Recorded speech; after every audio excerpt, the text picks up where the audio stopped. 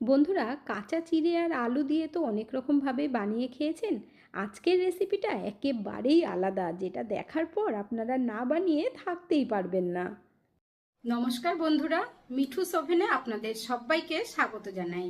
আজ আমি আরও একটি নতুন ভিডিও নিয়ে চলে এসেছি আপনাদের জন্য। আজকের রেসিপিটা তৈরি করার জন্য নিয়ে নিচ্ছি 2 কাপ কাঁচা চিড়ে। চিড়েগুলো ভালোভাবে ধুয়ে নিতে হবে। চিড়ের মধ্যে ধান থাকে, কালো চিড়ে থাকে, তো সেগুলো বেছে ফেলে দেবেন আর ভালোভাবে বেশি করে জল দিয়ে 2 থেকে 3 বার ধুয়ে নেবেন।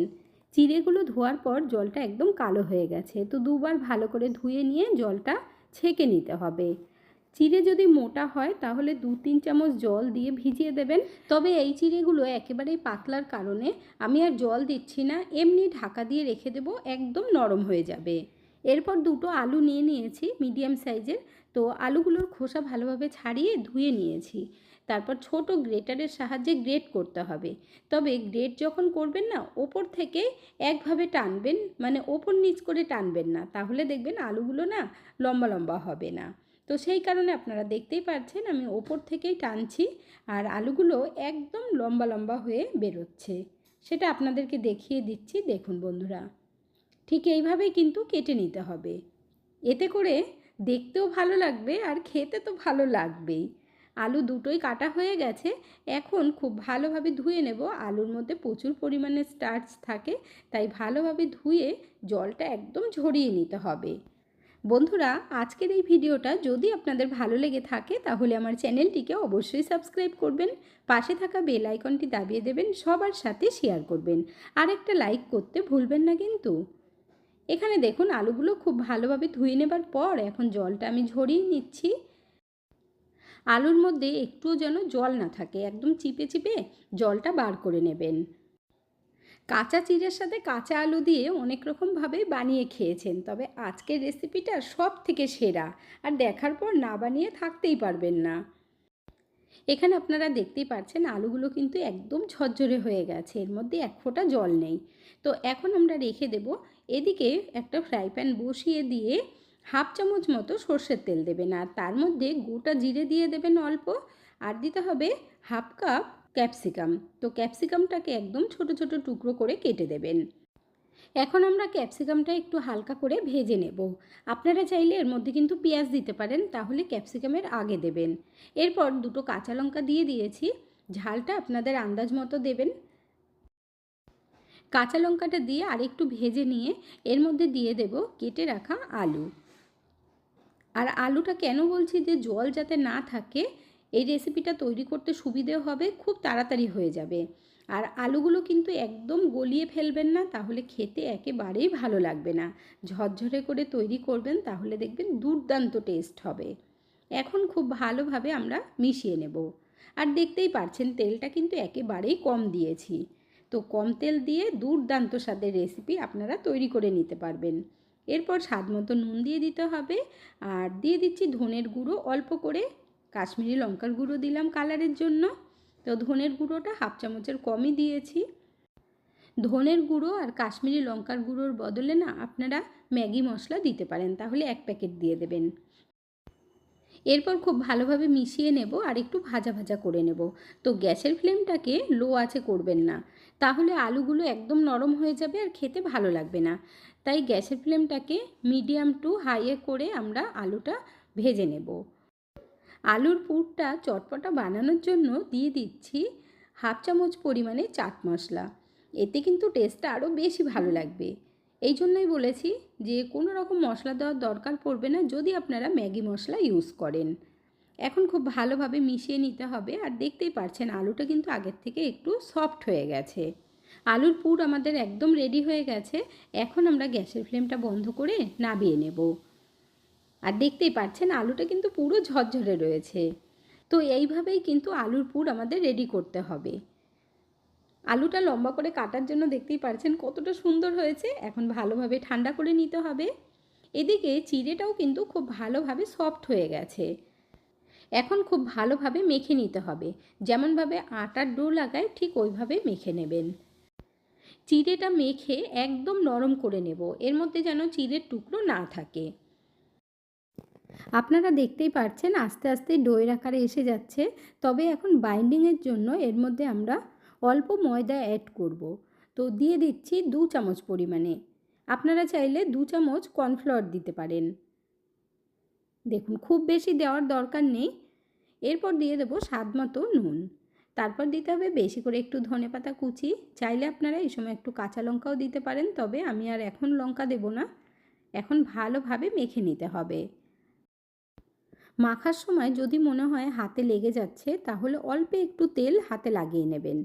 এখানে দেখুন খুব সুন্দর করে ডো তৈরি করে নিয়েছি। এখন এর মধ্যে অল্প একটু তেল দিয়ে দেব 2-3 ফোঁটা। তারপর আবারও ভালোভাবে মেখে নিতে হবে। দেখবেন আর হাতে লাগবে না, একটু তেল দিয়ে নিলে সুবিধে হবে। দেখুন ডো আমাদের একদম রেডি হয়ে গেছে। এখন এর থেকে কিছুটা পরিমাণে নিয়ে নেব। আমি আপনাদেরকে 2 রকমভাবে তৈরি করে দেখাবো। যেইভাবে আপনাদের সুবিধে হবে সেই পদ্ধতিতে বানিয়ে নেবেন। লেচিটাকে রেখে একটু গোল করে এর মধ্যে একটু তেল লাগিয়ে নেব, তাহলে দেখবেন আর লেগে যাবে না। আপনারা চাইলে চপিং বোর্ডের ওপরেও লাগিয়ে নিতে পারেন তেলটা। এরপর একটু বড় করে বেলতে হবে, তবে মোটা রাখতে হবে, কিন্তু পাতলা করবেন না। দেখুন এখানে একটা বেলা হয়ে গেছে আর বেশ মোটা করেই বেলেছি। এরপর একটা বাটি দিয়ে কেটে নেব, তাহলে সব কটা না একই সাইজের হবে। দেখুন এক্সট্রাটা তুলে নিচ্ছি। এখন আপনাদেরকে দেখিয়ে দেব বাটিটা তুলে যে কতটা মোটা করেছি, তাহলে আপনারাও বুঝতে পারবেন। দেখুন ঠিক এই রকম মোটা করে তৈরি করবেন। এরপর 1 চামচ ভরে পুর দিয়ে দেব। আলুর পুরটা দিয়ে একটু লম্বা করে দেবেন। তারপর এক সাইড থেকে ধরে চেপে দিতে হবে। এক সাইড থেকে মানে ফোল্ড করে দেবেন। আপনারা যেই রকম শেপ দিতে চান দিতে পারেন, কোনো অসুবিধে নেই। আলুর পুর একটু বেশি দেবেন, তাহলে দেখবেন খেতে খুব ভালো লাগবে। তারপর আস্তে আস্তে করে চেপে চেপে মুখটা ভালো করে বন্ধ করে দেবেন। এখানে আমি অনেকটা পুলি পিঠার মতো তৈরি করছি। তো আপনারা যেই রকমভাবে চান সেইভাবে তৈরি করতে পারেন। ভালো করে সিল করে দেবেন। দেখুন তৈরি হয়ে গেল কত সহজেই। এইভাবে তৈরি করে দিলে না বাড়ির সকলেই ভীষণ খুশি হয়ে যাবে। চপ সিঙ্গাড়া এর কাছে ফেল পড়ে যাবে বন্ধুরা। দেখুন এক পিস রেডি করা হয়ে গেল। এরপর আরও একটা তৈরি করে দেখাবো, তবে অন্য পদ্ধতিতে। না বেললেও হবে। বেশ কিছুটা হাতের মধ্যে নিয়ে একটু গোল করে তারপর বড় করে নেবেন চ্যাপ্টা করে। এইভাবে তৈরি করলেও কিন্তু কোনো অসুবিধা হবে না, তবে মোটাটা একই রকম রাখবেন। এর মধ্যেও ঠিক সেমভাবেই 1 চামচ দিয়ে দেব। এখানে কিন্তু আমি একটু বেশি করেই নিয়েছি। তো একটু বড় করে যদি লুচির মতো তৈরি করেন, তাহলে পুরটা অনেকটাই ধরবে। যেহেতু এটা চিড়ের তৈরি, তাই একটু হাতে লেগে যাচ্ছে, কিন্তু কোনো অসুবিধা হবে না। যখনই লেগে যাবে হাতে একটু তেল লাগিয়ে নেবেন, হালকা একটু, খুব বেশি তেল লাগানোরও দরকার নেই। দেখুন আরও একটা কত সুন্দরভাবে তৈরি করে নিয়েছি। আপনারা যদি একটু লম্বা লম্বা করে তৈরি করতে চান করতে পারেন। এখানে দেখুন সব কটাই আমি এইভাবে তৈরি করে নেব। অনেকগুলোই হয়েছে আর বেশ বড় বড় করে বানিয়েছি। একটা খেলেই দেখবেন পেট ভরে যাবে। এরপর একটা লিকুইড তৈরি করে নেব। তার জন্য 2 চামচ পরিমাণে ময়দা দিয়ে দিচ্ছি। আপনারা চাইলে ময়দার পরিবর্তে কর্নফ্লাওয়ার নিতে পারেন বা আটা দিয়েও তৈরি করতে পারেন। এর মধ্যে চিলি ফ্লেক্স দিয়ে দিলাম অল্প, আর অল্প করে নুন দিলাম, আর কিছুটা ধনেপাতা দিয়ে দিয়েছি। তারপর একটু জল দিয়ে পাতলা করে লিকুইডটা আমাদের তৈরি করতে হবে।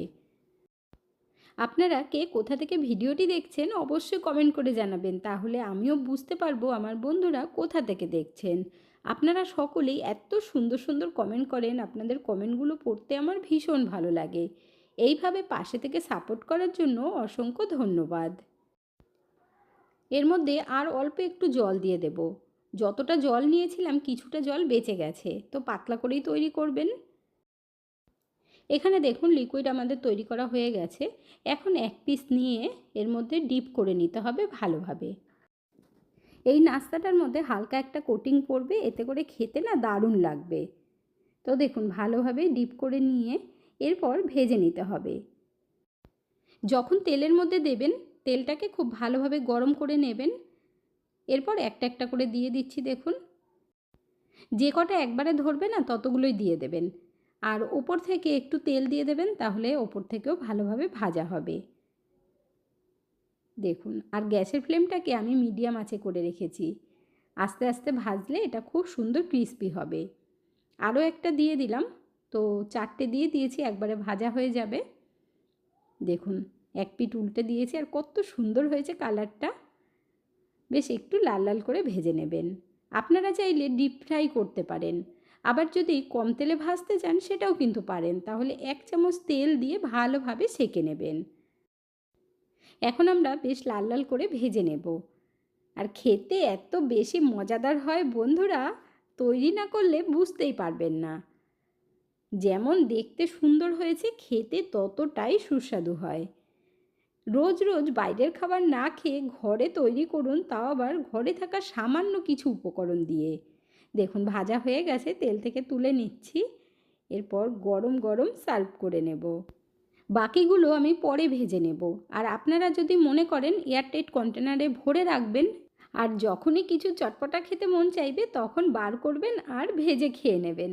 এখানে দেখুন, আমি টমেটো সসের সাথে সার্ভ করে নিয়েছি। কতটা ক্রিস্পি হয়েছে সেটাও আপনাদেরকে শুনিয়ে দিচ্ছি,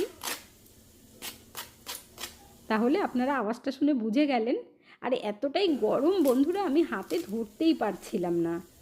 দেখুন, ভেতর থেকেও খুব সুন্দরভাবে ভাজা হয়েছে। গরম গরম বানিয়ে নিন আর সবাইকে সার্ভ করুন। তাহলে আর দেরি কিসের বন্ধুরা, ঝটপট আপনারাও বানিয়ে ফেলুন। রোজ রোজ বাইরের থেকে খাবার কিনেও আনতে হবে না। বন্ধুরা, আজকের ভিডিওটা আপনাদের কাছে কেমন লাগলো অবশ্যই কমেন্ট করে জানাবেন। ভালো থাকবেন, সুস্থ থাকবেন। দেখা হচ্ছে পরের ভিডিওতে। Thank you.